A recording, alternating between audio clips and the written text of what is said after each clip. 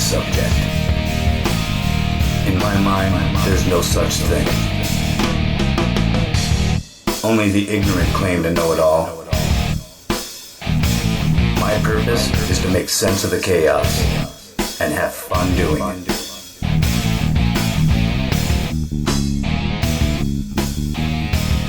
Alright, I am Steve Crawford. I am back. This is Conspiracy Factor Theory, and I am here with one of my favorite Canadian singers of all time, Miss Darby Mills. How you doing, Sunshine?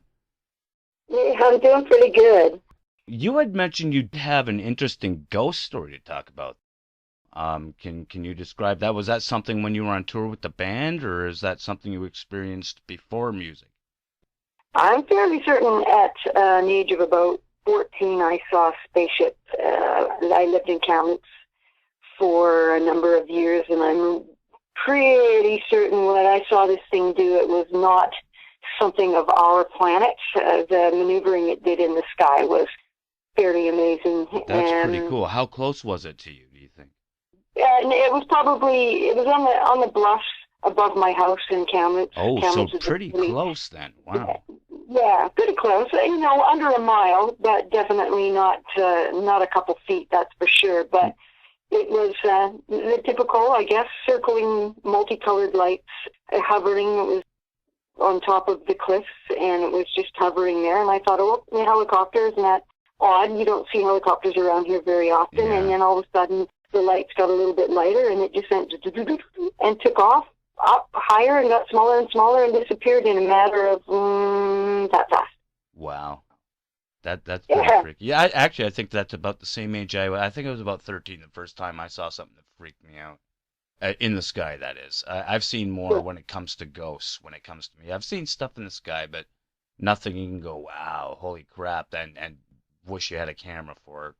But yeah, no kidding. I mean, those days cameras were not instant, that's for darn sure. But yeah, so I questioned that a lot. Wanted to put it down to a helicopter, but there's just no way that thing, it just disappeared way too fast. It was gone. A blink of an eye, and all of a sudden you couldn't see it anymore. And it's not like the lights went out. It just got smaller and smaller until you couldn't see it anymore. So who knows? But I'm going to put that down as a UFO sighting. Well, that's definitely what it was, right? Is that the only one you've ever had, or did anything happen later in life? You ever play any haunted clubs or theaters or anything like that? Well, as far as unidentified flying objects, that's pretty much all that I can remember anyway. But for ghost stories, I've got a couple. Both of them definitely set me back and made me think twice about reality. The first one, I mean, they both happened in about the same year, which would have been in 2000, 2004, 2005, so around not all that long ago. That's cool. Okay. Yeah, not all that long ago. No, I was definitely an adult and had had my children, and I had a fair amount of life under my belt, and HEADPINS were playing a show in a old hotel in downtown Red Deer, Alberta. I wish I could remember the name of the hotel. It is no longer there. It got torn down probably 2 years later. But so we were just about ready to go on. All the boys, with the exception of myself and the bass player, were out on the stage getting ready to go. We were just waiting for the last 5-minute stage call, and the bass player had his head down and his chin on the bass, and he was, warming up, listening to his bass and just playing away. And I was standing, it was a very, very small, tight room, 2 single beds. I was standing in between the 2 single beds. Okay. One table that the TV was on, an old fat TV. It wasn't a flat screen or anything. This was a very ancient hotel. So I was stuck in between the 2 beds. I couldn't leave the room because the bass player was in the way. And I'm just standing there watching the TV, just zoning out a little bit, and all of a sudden I was handled in such a way that had it been a person, they would have been down on the ground, as I am a retired black belt in martial arts, but So it was an inappropriate touch. It was an extremely inappropriate touch, Wow. and it was not quick. It was somewhat long, and I spun around and was like, "What the hell?" And of course, none of the guys were touching you. Wow. Well, it was only myself and the bass player in the room, so I stopped for a second, sat down on the bed so that it didn't happen again, and just looked at the bass player and said, "Abner," and he's like, "What? Was there somebody in the room with us?" Like, there's no way there could have been, right? There was nowhere for him to get out. It was an extremely small room. And he said, "No." I'm like, "I just got groped by a ghost." Wow. And he's like, he said, "I was just sexually assaulted by a ghost." I And gotta tell you, I'm getting chills. When you said you had a ghost story, holy crap. Yeah. Wow. Have you seen that movie, The Entity? No, I don't do a lot of ghost See, and, I can guess why, especially after something like that. But yeah, there was a movie about that where a ghost was actually like raping a woman and stuff in this movie, and it's based on a real story. That just, wow.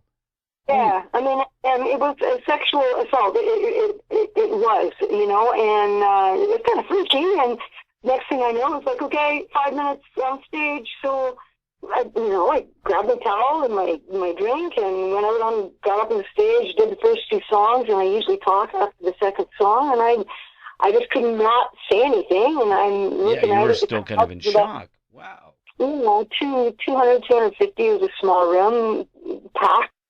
And I said, I just gotta say something. And while I was doing it, I was looking at the staff because I knew they worked there all the time. And there's a female bartender behind the bar, and she's looking at me as I started to tell the story. She looks up at me, and I said, I was just groped by a ghost, and she just shook her head, yep. And I'm like, so you got ghosts in this hotel? And a couple of the staff shook their head, yep, a couple of them, they said. Wow. And it turns out the next day, some of the boys in the band had to stay in that hotel, and some of us, including me, were staying at another hotel across the street because they were out of rooms. And they said that night, definitely, there were doors opening and lights going on and off. So it was a haunted room, haunted hotel, and it's gone now. So hopefully whoever that was is at rest or haunting somewhere else. Who knows? But that was the first in a couple months, either earlier or later. I can't quite remember. The Headpins, once again, were out on the road. This was up in northern Ontario, way up north. A music theater, an old theater that had been converted into a music hall. So we had a great show. There was about 400, 500 people. It was a good time had by all. We all loaded up into our van and headed back to the hotel, which was yet again another old hotel, although a motor inn with everybody that had doors to the outside. But this hotel also had doors to the inside as well. So there were 2 accesses to the room. There was no party going on, and we were pretty much on the outskirts of town. I crawled into bed that night and fell asleep, and in the middle of the night, my husband crawled into bed with me and cuddled up with me, and, we just, hi, and went back to sleep. And in the morning I woke up and went, wait a minute, my husband's not out on the road. Wait a minute, what? Yeah. Yeah. And you saw him, you saw your husband there, though? It was someone... Yeah, no, I didn't see anything. You just assumed it was your husband and you heard him. I assumed it was my husband, and I don't believe anybody actually physically crawled into bed with me. I thought I was dreaming, but when I woke up in the morning, it was more than a dream. And once again, he got in the van to take off, and I just went, you know what, guys, I had a really odd night last night. And 3 or 4 of them said, yeah, me too. So here's my ghost story. Wow, that was awesome. You had 2 awesome ones there. I think those are the best ones I've pretty much heard. You know what? We're gonna end it right there because you were pretty much the epitome of what I would want a guest to be. You had fantastic stories. You had me compelled, and people, I think, when they hear this, are gonna go, "Holy crap, Steve barely talk." You're very compelling to listen to. Thank you so much, Sunshine, and I I hope that everything gets a lot better for you and your family. All right. To you too, and to whoever tunes in. Want to see you next time we're in town. Definitely. Have a great night. Thank you for Cheers. calling.